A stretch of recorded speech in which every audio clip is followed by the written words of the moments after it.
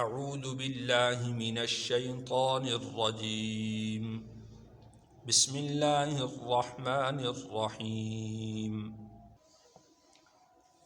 والذی اور وہ جو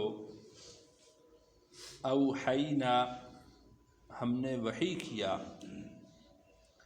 الیکا آپ کی طرف من الکتاب کتاب میں سے هو الحق وہی سچ ہے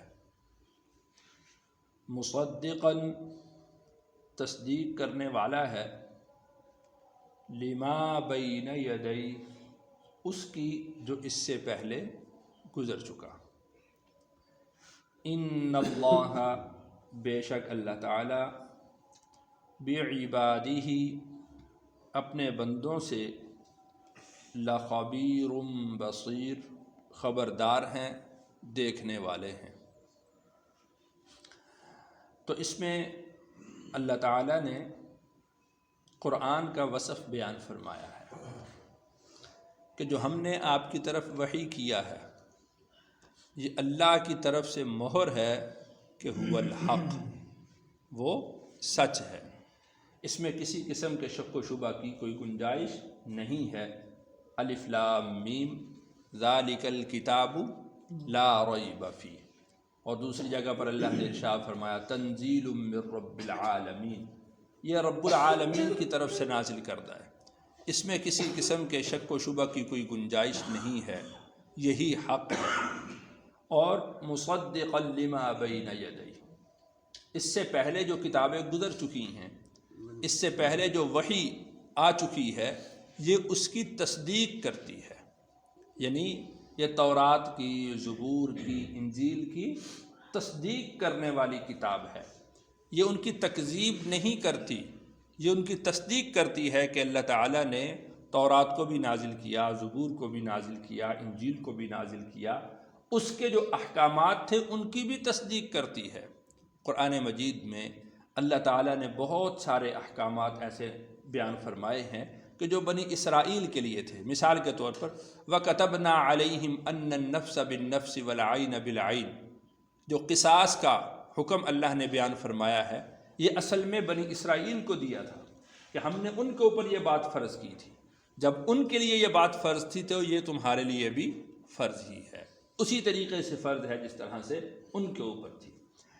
تو یہ تصدیق کرنے والی، تو لہٰذا اس سے ہمارے کچھ مستشرقین جو خود کو محققین کہتے ہیں وہ اعتراض کرتے ہیں کہ نعوذ باللہ کے قرآن کے اندر تورات کا حصہ موجود ہے، انجیل کا حصہ موجود ہے، زبور کا حصہ موجود ہے، تو اس سے وہ یہ ثابت کرنا چاہتے ہیں کہ نعوذ باللہ کہ رسول اللہ صلی اللہ علیہ وسلم نے تورات کا حصہ، انجیل کا حصہ، زبور کا حصہ لے کر وہ قرآن بنا کے لوگوں کے سامنے پیش کر دیا۔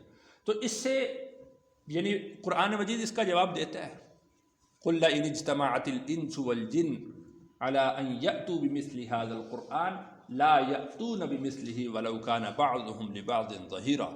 اللہ ارشاد فرماتے ہیں کہ تم سارے کے سارے انسان اور سارے کے سارے جن وہ جمع ہو جاؤ اور اس قرآن کی مثل بنا کر لانا چاہو تو قرآن کی مثل نہیں بنا سکتے۔ تو جو قرآن ہے اس میں تورات کے احکامات اگر ہیں، انجیل کے احکام ہیں، زبور کے احکام ہیں، تو دراصل یہ اس طرح سے ہے کہ گویا کہ یہ سارے جتنے نصاب تھے ان تمام نصابوں کو جمع کر دیا گیا ہے اور اس کے اندر ان کو لے آیا گیا، اور اس کے بعد جو مزید اضافوں کی ضرورت تھی وہ اضافے اس میں ڈال کر اللہ تعالیٰ نے اس امت کے سامنے وہ پیش کر دیا۔ تو اپنے سے پہلی کتابوں کی یہ کتاب تصدیق کرنے والی ہے، ان کی تکذیب نہیں کرتی۔ اسی سے یہ بات سمجھ میں آتی ہے کہ جو دین کے جتنے بھی شعبے ہوں ہر ایک شعبہ دوسرے کی تائید کرنے والا ہونا چاہیے، دوسرے کے مقابل میں نہیں ہونا چاہیے۔ کوئی شخص مثال کے طور پر تصنیف و تالیف میں ہے تو وہ تائید کرنے والا ہو ان کی جو تبلیغ کرنے والے ہیں، اگر ایک شعبہ تبلیغ کرنے والا ہے وہ تائید کرنے والا ہو جو جہاد کرنے والے ہیں، اگر ایک جہاد کرنے والے ہیں تو وہ تائید کرنے والے ہوں تصنیف و تعلیف کرنے والے کی۔ تو دین کے جتنے بھی شعبے ہوں وہ سب کے سب شعبے ایک دوسرے کی معاونت میں ہونے چاہیے۔ جہاں پر آپ دیکھیں کہ ایک شعبے کا شخص وہ دوسرے شعبے کی تنقیص کر رہا ہے، دوسرے شعبے کو ناکام قرار دے رہا ہے، دوسرے شعبے کی مخالفت کر رہا ہے، تو یہ سمجھ جائیں کہ یہ شخص راہ ہدایت پر نہیں ہے، یہ اپنی انا کی تسکین کے لیے یہ کام کر رہا ہے، اس کا مقصد اللہ کے دین کی خدمت نہیں ہے۔ تو مصدقا لما بین یدی، قرآن تصدیق کرنے والا ہے اس کی کہ جو اس سے پہلے وحی آ چکی ہے۔ ان اللہ بعبادہ، بے شک اللہ تعالیٰ اپنے بندوں سے لخبیر بصیر، باخبر ہے اور ان کو دیکھنے والا ہے۔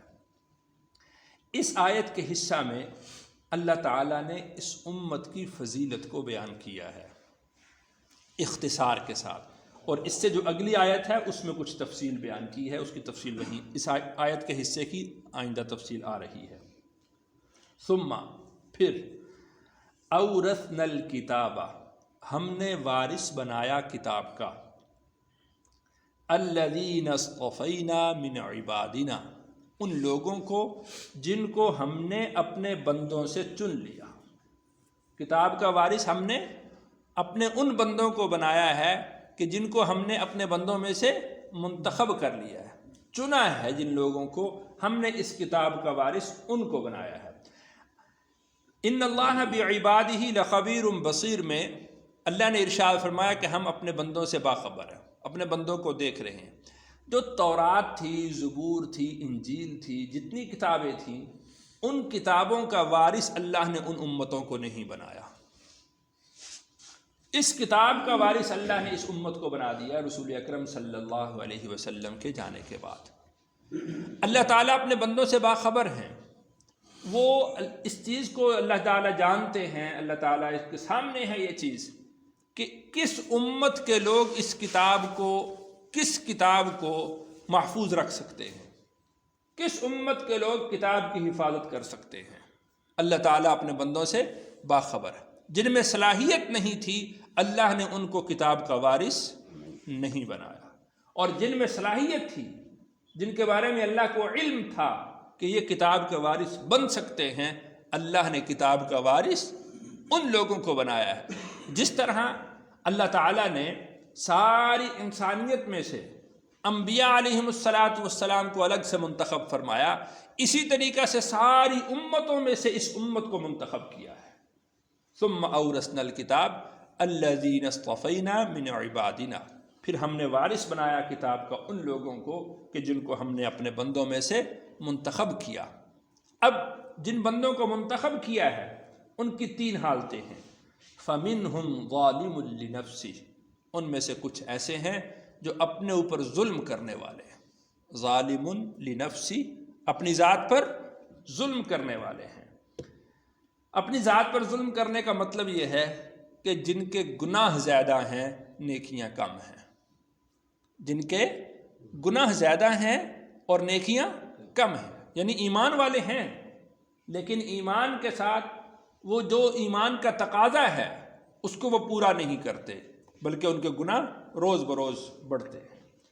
وَمِنْهُمْ مُقْتَصِدٌ، اور ان میں سے کچھ میانہ روی کرنے والے ہیں، گناہ ہو جاتا ہے نیکی بھی کرتے ہیں، گناہ ہو گیا توبہ کر لی، پھر نیکی کی طرف آ گئے، پھر شیطان نے بہکا دیا، پھر گناہ ہو گیا، پھر توبہ کی، پھر نیکی کی طرف آ گئے، تو یہ میانہ روی اختیار کرنے والے، سرکشی کرنے والے نہیں ہیں۔ ان کو احساس ہو جاتا ہے اپنے گناہ کا، اللہ سے توبہ کر لیتے ہیں، معافی مانگ لیتے ہیں، اللہ کے دربار میں واپس آ جاتے ہیں، نادم ہوتے ہیں، شرمندہ ہوتے ہیں، تو فمنہم ومنہم مقتصد، میانہ روی اختیار کرنے والے۔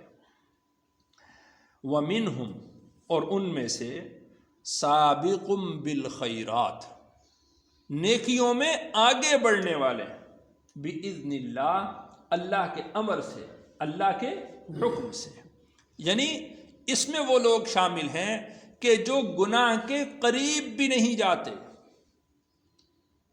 وہ اسباب جو گناہ کروانے والے ہیں ان اسباب کو بھی اختیار نہیں کرتے، جس طرح کہ اللہ تعالیٰ نے ارشاد فرمایا قرآن پاک میں کہ وَلَا تَقْرَبُوا الْفَوَاحِشَ مَا ظَهَرَ مِنْهَا وَمَا بَطَنَ، کہ جو فحش کام ہیں، بے حیائی کے کام ہیں، گناہ کے کام ہیں، تم ان کے قریب بھی نہ جاؤ.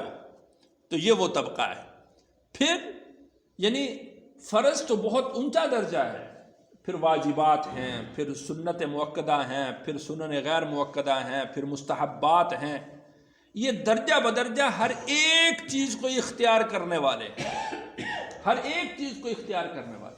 حرام تو بہت دور کی بات ہے، حرام کے بعد مکروہ تحریمی ہے، اور اس کے بعد مکروہ تنزیہی ہے، اس کے بعد مباح ہے. یہ ان تمام چیزوں سے دور رہتے ہیں، ان تمام چیزوں سے بچتے ہیں. یعنی ایک جائز امر ہے، لیکن وہ جائز امر وہ انسان کو اگر گناہ کی طرف لے کر جانے والا ہو تو یہ اس سے بھی بچتے ہیں. یہ معنی ہے اس کا وَمِنْهُمْ سَابِقٌ بِالْخَيْرَاتِ بِإِذْنِ اللَّهِ.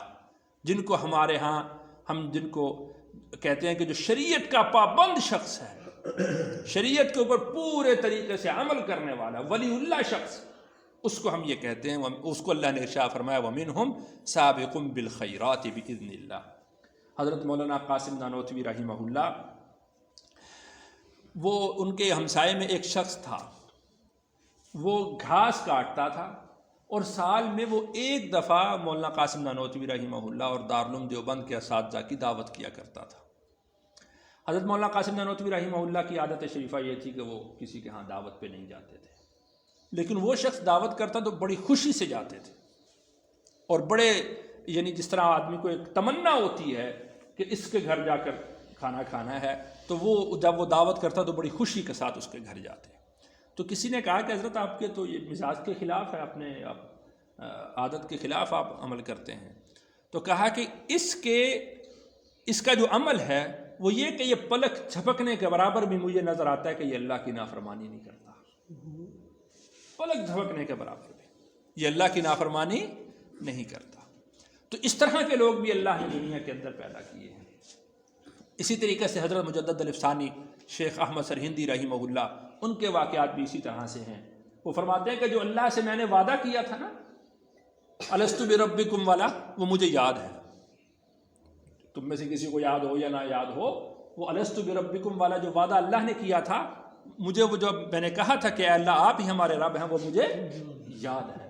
وہ گناہوں کی وجہ سے ہمارے اوپر پردے پڑ جاتے ہیں اور ہم بھول جاتے ہیں. تو وَمِنْهُمْ سَابِقٌ بِالْخَيْرَاتِ بِإِذْنِ اللَّهِ. اور ان میں سے بہت سارے ایسے ہیں کہ جو نیکیوں میں اللہ کے حکم سے آگے بڑھنے والے ہیں. ذَلِكَ هُوَ الْفَضْلُ الْكَبِيرُ. یہ اللہ کا بہت بڑا فضل ہے، یہ اللہ کا بہت بڑا فضل. تو اللہ سے اللہ کا فضل مانگتے رہنا چاہیے.